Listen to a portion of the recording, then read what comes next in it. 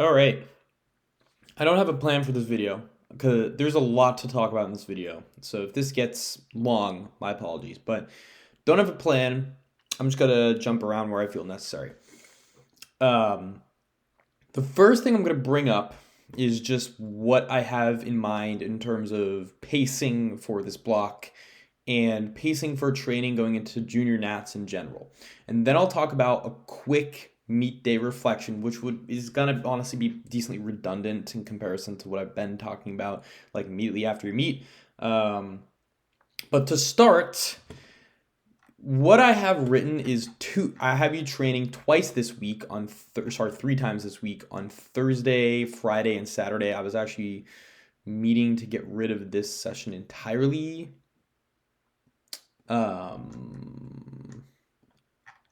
Yeah, I'm gonna get rid of this session entirely this week. I forgot to do that. Just to give you a little bit more of a mental break. And what I'll do here, we'll take this down. Okay, now we're talking. All right. So yeah, pacing. I've been doing like an intro week, which is basically like take the week unprogrammed / rest entirely, whatever you want to do, up until Thursday, and then I have you doing a workout, resting Friday for this week, and then training on Saturday. And then we're gonna do is go into an actual intro week where we just take your microcycle, and it's gonna be really easy and light. Just to adapt and kind of recover, I guess, from anything you haven't recovered from meet day. And then your week one will start, which is your typical week one intensity, and then we'll go into week 2, week 3, and week 4. So that's the idea I have planned. For pacing into junior nats, I'm not going to plan that ahead of time quite yet. Maybe when this block's over, then I'll start planning your 4-week blocks going into meet day. I think that'll be most realistic. But for now, I know for a fact I want to run an intro week and just cool the fuck off for a bit. I know I want you to take a little bit of a mental break this week. So that's why I'm just focusing on this block for now. Then we'll work on timing into junior nats. About junior nats, I don't know what your messages meant in terms of you have mixed feelings on junior nats. But you're signed up for junior nats. You are registered. You've committed already.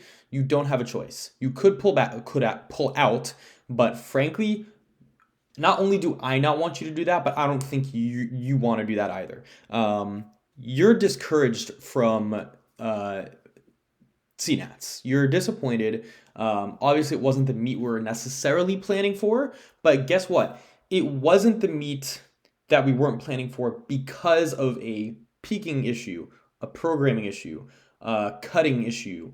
It was out of our control. Okay, if I were to make an argument for one of the unexpected instances on meet day that we could have controlled, it was just not falling over in the opener. But that was completely unexpected and a complete curveball / anomaly. We could not have planned for that. It has never happened to you before. The only thing the things that we could not control are the fact that the adjacent platform had a mic, and you didn't hear press command because you didn't have one, and you heard the wrong platform's press command. Okay, it's a bummer, and frankly, it's yes, it's stupid, but it's a part of the sport.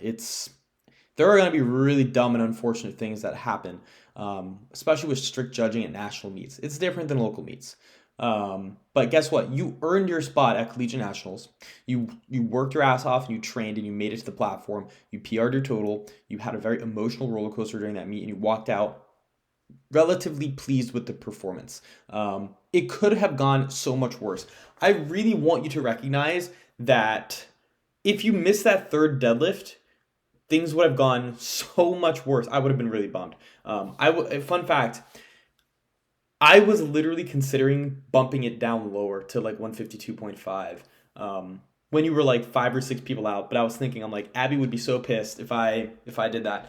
But it could have been the right thing to do. But you pulled 155, maybe had 157.5 on the day. But listen, you didn't only have 155 because that's what you were strong enough in the day. You only had 155 because That's what was most realistic to jump to from your second attempt. And we were forced to take a lower second attempt because you missed your opener. So I hope you understand that. You didn't show up a week on the day. You could have pulled 157 easily. It was just like, we can't be jumping 319 to 347. It's too big of a jump.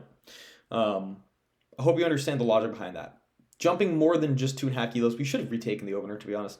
But jumping more than 2.5 kilos after you miss an opener, especially, is a stupid idea because we just need to stay in the meet.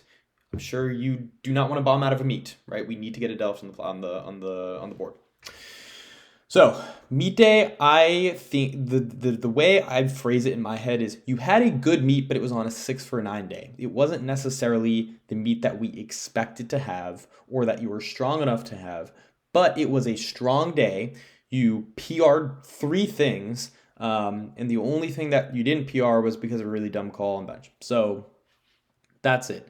Like I said, junior nats, you really showed off your work ethic for Collegiate Nationals prep. And I know you're capable of keeping that up going into junior nats, and I want you to do that. The mental break that I want you to have is this week, and then you're going to have a really, really easy week next week for your intro week, which I'll go over, which I'm circling right now. But yeah, that's the gist. Well, if you want to talk about more going into your block and we can meet on video call, then let's do that. I will talk about weight cuts and stuff at the end of this video. But as far as programming goes, like I said, intro week, I just have you training twice this week. It's going to be very easy sessions. You're gonna have 4 sets of squat, and they're all sub RPE 4. Please, dear God, keep this light, like jokingly light. Also, I just realized I didn't pace things out with ranges. I'll do that after I explain some days. Really easy tertiary bench here. 1 set of split squats and 1 set of quad extensions. Really easy day. Primary bench, you're just going to have the easiest workout on the planet. Then you got your upper body accessories on this day per usual. To go over an actual week of training, I'll start at week 1. This part might take a while to explain. I have you doing pretty much your usual quaternary bench, which is just tempo doubles at a percentage. And then I have you doing 1 set of a two count pause bench for 5, literally just to work on consistent pauses and maintaining tension on the pauses, okay? Pause comp squat, we're going to go back to a set of 4. Whoops, I don't know what the fuck happened there. I still have you doing two sets. So say, again, I'll paste this out with the range. Say you take 245 or something here. It'll automatically poop out the second set that I want you to do. And then I have you doing a comp squat set of 8 followed by a high bar set of 8. You can probably, if there's no issues with arm achiness this block, you can probably expect this high bar set to be a low bar set starting next block. I want to see how more comp squat goes for you, and you're doing a lot of competition squat. You really are. But again, the reason why I've been keeping high bar squat in is to expose you to a deep squat and keep the stress off the arms, because there have been a couple issues with that in the past.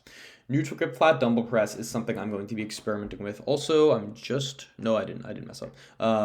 Neutral grip flat dumbbell press is something I want you to do instead of chest press. We've been doing chest press for a long time. I just want to see if we can switch up an accessory and see if it helps. We've been pushing chest press for a long time. Let's push a different pressing accessory and adapt that and overload that. Then I have you doing 3 sets of a cable fly of choice, just for another easy chest accessory that's not going to overly fatigue you. Resting on Monday. Your schedule throughout the week is the same, by the way. I want to keep that the way it is if there's no absolute necessity that we need to change that.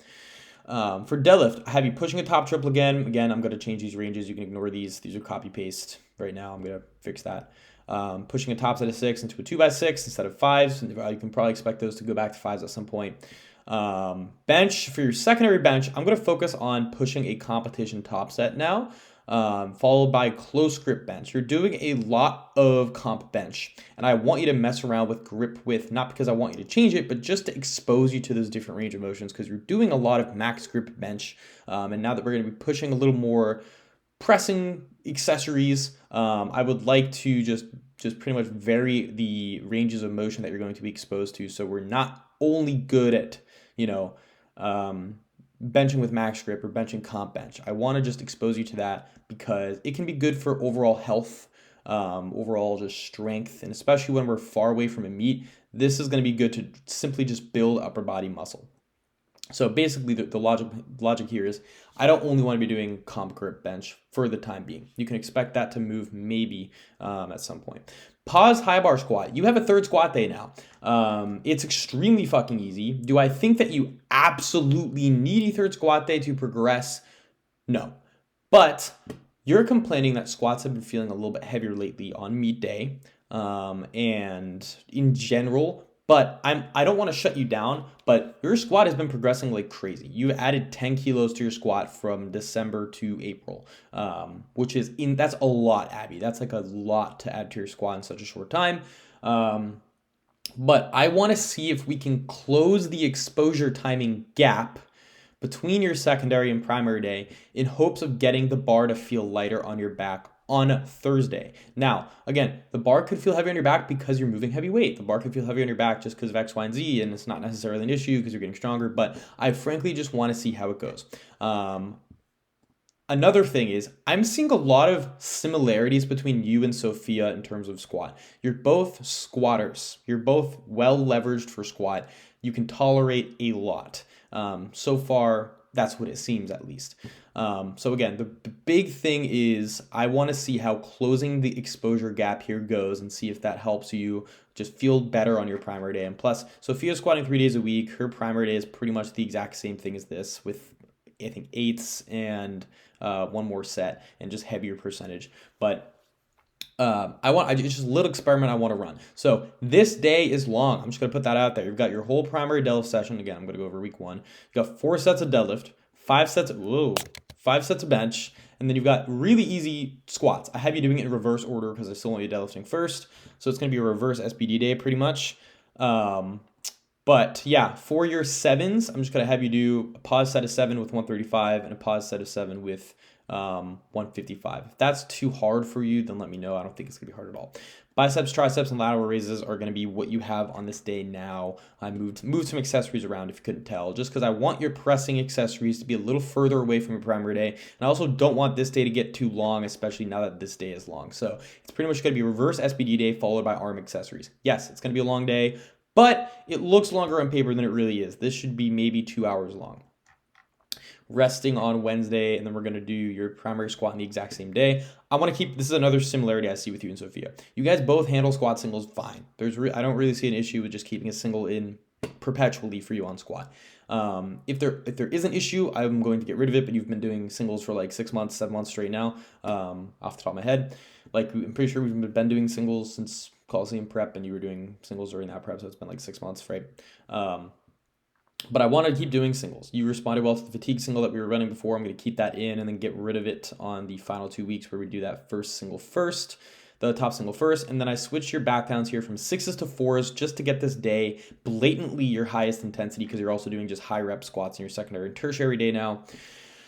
Tertiary bench, I want to bring tempo bench closer to your primary day because that's where we see your weakness at. If you don't tempo your comp bench, it goes poorly, okay? So I want you doing 2x1 tempo followed just by some like moderate intensity, moderate rep scheme, low intensity, moderate rep scheme comp bench just to get some volume in. Still have you doing 2 sets of split squats and 2 sets of quad extensions on this day.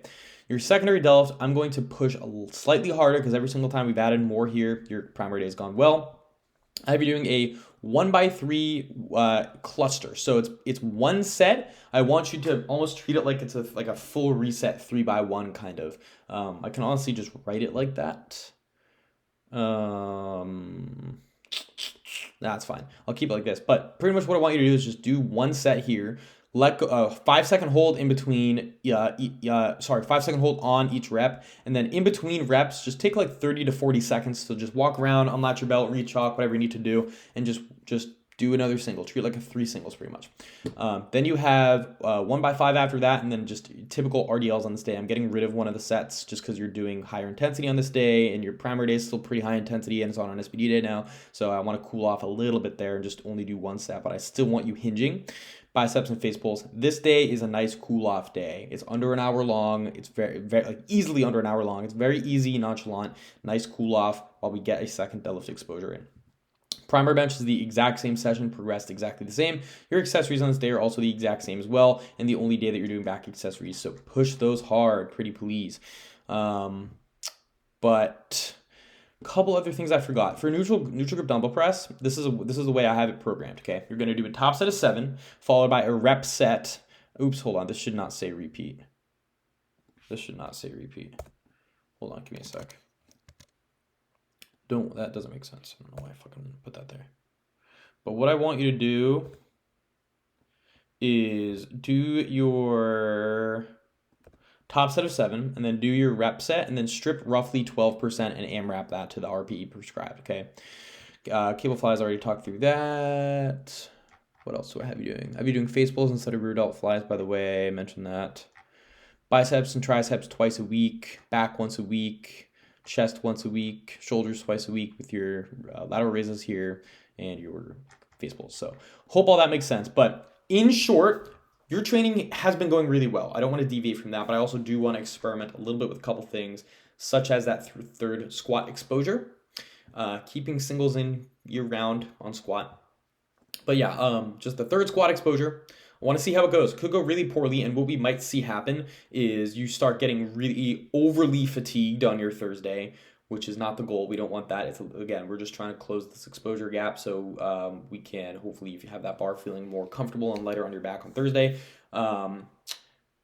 Bench, doing tempo bench closer to your primary day, and also just not doing only comp grip bench just because I want to keep the variation in with your range of motion. Deadlift, pushing your secondary day very slightly harder. So that's the gist. If there's any questions, let me know, and then I'm going to pause for a second and talk about some other stuff. Okay, the final thing is just weight cuts. I don't want you sitting in the upper 180s in training, which you aren't. You're typically in the mid 180s, and to be honest with you, you lost no performance from the gut cut. We know that it works, and we know that you're not going to get weaker as a result. If you think you got weaker from the cut, I disagree. You had to dunk your squat much more on the platform due to strict calls. Your 352 in training was, I couldn't even tell depth. It was from a back angle, but we'll assume it was like right at parallel or something like that. And you hit 347 at 10. That 352, it was at 10. You couldn't have doubled it, but I do not think you lost strength on squat. It looked objectively slower on the platform because we had to sync it a little more due to the refs. Okay, bench. I think we just need to be training to more honest comp standard and being better with how we execute comp bench in relation to your tempo bench. Don't think you lost any strength due to the cut. I really don't. And then deadlift was deadlift. Like I said before in this video, I don't think you lost any strength. I think you came in really strong. I think we both agree. Your warm-ups and your opener were all just insanely fast. Like, you were the strongest I've ever seen you on deadlift. You were smoking all your warm-ups, okay? The thing is, like I said in the beginning of the video, we just had to play it safe, and we took a big jump. That's why 341 moved like 347 did in training. Okay, I think it frankly is a good idea to train in the 183 to 186 range. I'm just gonna put that out there. I think that's a totally fine idea, and then we gut cut going into the meet, and you lose no performance. That's what I think is going to be the move. I'm okay with you sitting a few pounds lighter and at the weight class in training, and then we don't cut at all. Either way, I'm totally fine with, but I do not want you to think that you took a hit to performance because of the cut, because I disagree. And I don't think it will be necessary for you to train at a lighter body weight. I really don't. But those are my thoughts. I know this was a long video. Let me know if there are any questions. And if you want to meet on video call, I'm totally cool with that.